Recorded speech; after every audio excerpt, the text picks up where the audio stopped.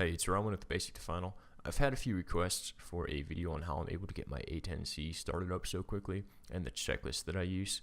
As you probably know, the A10C is an awesome module and probably one of the better choices for new people to DCS due to its flight performance, weapons capabilities, and gameplay.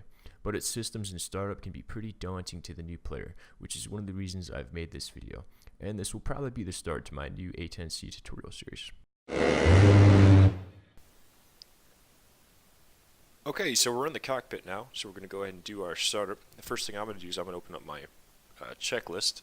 And so first things on the checklist is the pre-flight stuff. This is stuff you've probably already done, but if you haven't, you can do it now. You want to make sure that you know what your mission is, you know what you're doing, your weapons planning. You can check that by opening up the radio menu at Fate for ground crew, rearm, refuel. You can manipulate your weapons loadout from here. But one thing, the important thing to note is notice your total weight of 44,000 pounds. So we've got that noted. Our comms frequencies, if you flying with the squadron or maybe on blue flag, you're going to want to note that. Any navigation points, that'd be important to note. And your takeoff weight in VR. To calculate your VR, you just simply reference the weight. And if you notice on your screen right there, you could just read it off. And so for us, it's going to be with 0 flaps, 140 knots, and with 7 degrees of flaps, 135 knots. Okay, so our cockpit checks. This is important if you've got a sim or maybe you're using a thrust master, you want everything set properly. So throttles are off, speed brakes are retracted, flaps are up, avionics should be all set up. That's more important if you got a whole sim set up and you go through an actual detailed checklist. For our purposes, you just want everything pretty much set up the way it is. You shouldn't have to mess with that. You can go ahead and do a fire system detection test if you'd like. It's not really necessary, but some missions require it. I'll turn on my battery, I'll turn on my inverter, and we can go over here, fire system, master caution goes off, these lights light up, we can release that. Next thing would be our fuel. We can go over here and we can test, and it goes back to 59, so we're good there. And you can test your oxygen over here. Not very necessary for what we're doing, but I figured I'd show you where it's at. Okay, so we're ready for our startup sequence. Battery power is on, which is this switch right here. Inverter's on right there. We're going to go ahead and do the APU start, which is this switch right here. And we're going to be watching our APU to come up to 100. We want to watch our EGT temperature, exhaust gas temperature. We don't want that to rise too much. So this is coming up. This is staying in the green, and we'll be pretty good.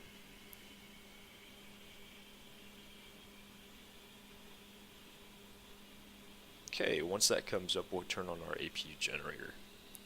Boom, there we go, it's on, APU generator on. Next thing on our checklist is CDU, which is right here, EGI, which is right here, and we're set. Next page, KICU comes on, JTRS comes on, IFCC goes to test. Oops, there we go, and we'll engage our pre-flight bit. We're going to want to turn on our displays. To day or night, it's daytime, so it's double click left twice. Displays come on. As soon as acknowledged load all is available, we're going to hit it because we want to get our nav system going as quick as possible. Pinky switch aft for manual light control. We'll turn on our lights as required, so I want my nav lights flashing because I'm not ready. I'll turn up my formation and I'll turn on my anti-collision, although some SOPs require you to do this before you turn on the runway, or that's just as required. Okay, radio is on in program, so we want to talk to my teammates if I'm using simple radio. Pull up. And so I need to get my radios programmed. Altitude. Manipulate that here, so transmit receive, off to main, transmit receive, and I can tune my radios as required with these knobs right through here. Okay, we're going to assume our radios are set. Okay, acknowledge comes up and load all. Okay. That's done. So we've got our nav lights, we've got our radios. Let's go ahead and get our engines started up with boost pumps. Boost pumps are on. We're going to do a left engine start. Throttle comes forward. And now we're going to be monitoring our RPM. We're going to be monitoring our oil pressure. We're going to be monitoring our temperature. We're going to want the fan speed to come up to about 25. Percent RPM will come down in this range right here. Watching this temperature, it will come up here, it will spike, and it will come back down. We'll pressure's good. There we go, it's spiked, it came back down, it's stable. That's good to go. So we'll go ahead and start up our right one, throttle forward. And it's going to go ahead and start up. Same thing, we're watching this, we're watching this, we're watching our temperature again. And we want the fan to come up. We've got fuel flow, we'll watch the fuel flow come up as well.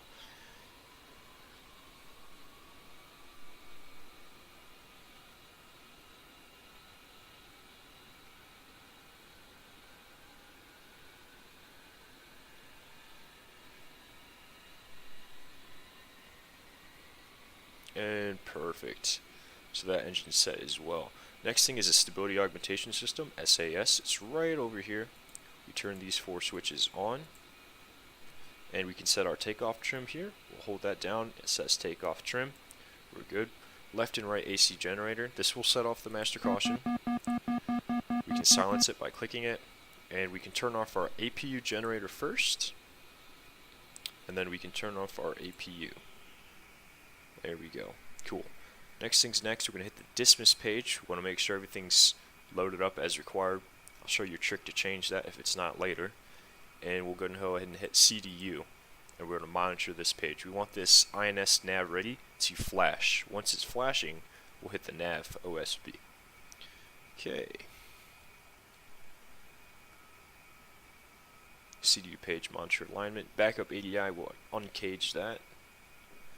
Okay, anti-skid, this switch right here, landing light as required. I'm going to turn it on for fun.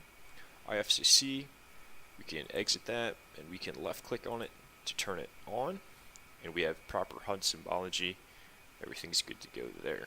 Okay, ejection sheet, I'm going to arm it right now. Let's see.